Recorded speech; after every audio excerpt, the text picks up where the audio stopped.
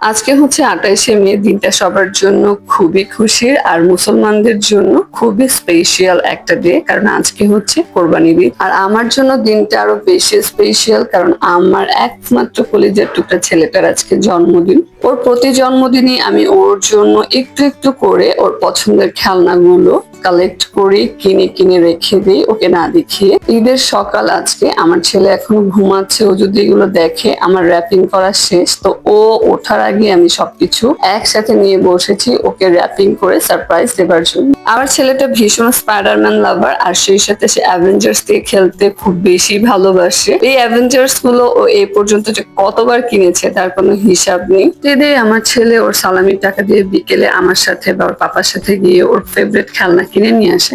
আর আজকে যেহেতু ওর জন্মদিন, তো ও তো বিকেলে খেলনা কিনবে, যার কারণ আজকে জন্মদিন প্লাস ঈদ একসাথে। কিন্তু আমার তরফ থেকে আমি ছোট ছোট কিছু গিফট দিয়ে ওকে একটু সারপ্রাইজ করতে চাচ্ছিলাম। খেলনা সব র্যাপিং করার জন্য যখন বের করেছি, তখন হঠাৎ মনে পড়লো যে একটা খেলনা গতকাল কিনে আমি আম্মুর বাসায় রেখে এসেছি।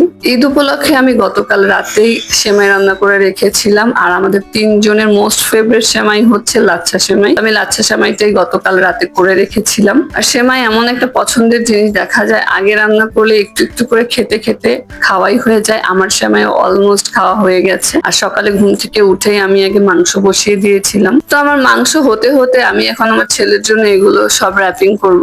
ফাইনালি আমার র্যাপিং শেষ হয়ে গেছে। আমি এখন ও ঘুম থেকে ওঠার আগে এগুলোকে একটা প্যাকেটে ঢুকিয়ে রাখবো। ঢাকা শহরের বাচ্চা কাচ্চাদের ঈদ আসলে খুব বোরিং কাটে। আমার ছেলে ওর নানু বাসায় সারাদিন একা একা খেলা করে খুব বেশি বোরিং ফিল করছিল। বিকেল বেলা সে বলতেছে, মামুনি আমার একদম ভালো লাগছে না। আর আজকে যেহেতু কোরবানির ঈদ, বিভিন্ন জায়গায় গরু কাটা হবে, সো আজকে বের হবার কোনো প্ল্যানও নেই। তাই আমার ছেলেকে বললাম, তোমার জন্য একটা সারপ্রাইজ আছে, তুমি কি জানো আজকে তোমার জন্মদিন? ও আসলে অতটা জানতো না, মানে জানতোই না বলতে গেলে। ও যদি জানতো আমার মাথাটা খেয়ে ফেলতো যে আমাকে গিফট দাও গিফট দাও। তাই আমি সবাইকে বলেছিলাম ওর যে জন্মদিন, যে সারপ্রাইজটা ওকে দিব তখন বলবো, কেউ যেন আগে থেকে না বলে যে ওর আজকে জন্মদিন। তো সারপ্রাইজ পেয়ে তো খুব বেশি সারপ্রাইজড হয়ে গিয়েছিল। ওর খুশি দেখেই আসলে বোঝা যাচ্ছে ও যে কি পরিমাণ হ্যাপি।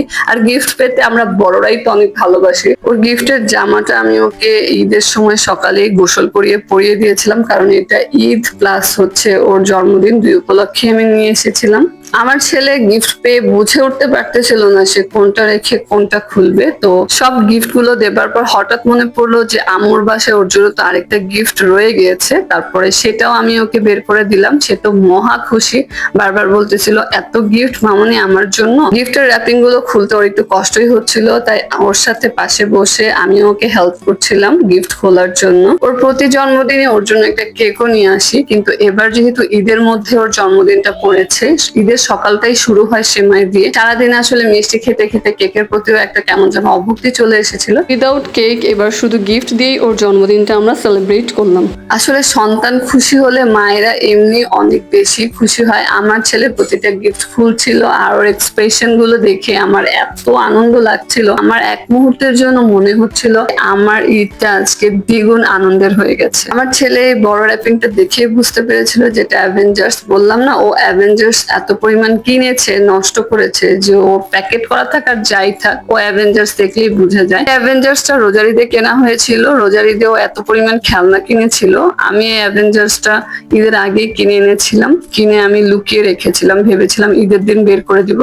কিন্তু ঈদের সালামি পেয়ে সে এত পরিমাণ খেলনা কিনেছিল, সব খেলনা সে একসাথেই খেলে, একসাথেই ভাঙে, যার কারণে এই অ্যাভেঞ্জার্সটা আমি লুকিয়ে রেখেছিলাম। আর ভালোই হয়েছে লুকিয়ে রেখে, এটা এখন ওর জন্মদিন উপলক্ষে মানে কাজে লেগে গেল। আর এখন সে খুলতেছে সবার শেষে যে গিফটটা আমি তাকে দিয়েছিলাম, তার নানু বাসায় ভুলে রেখে এসেছিলাম সেই গিফটটা। এই গিফটটা ও 2 দিন আগে আমার কাছে খুব বায়না করছিল যে মামুনি এটা আমাকে একটা কিনে দাও, আমার তো এই খেলনাটা নেই। যাই হোক, ফাইনালি ওর বোরিং টাইমটা কিছুটা হলেও আমি আনন্দের করতে পেরেছি।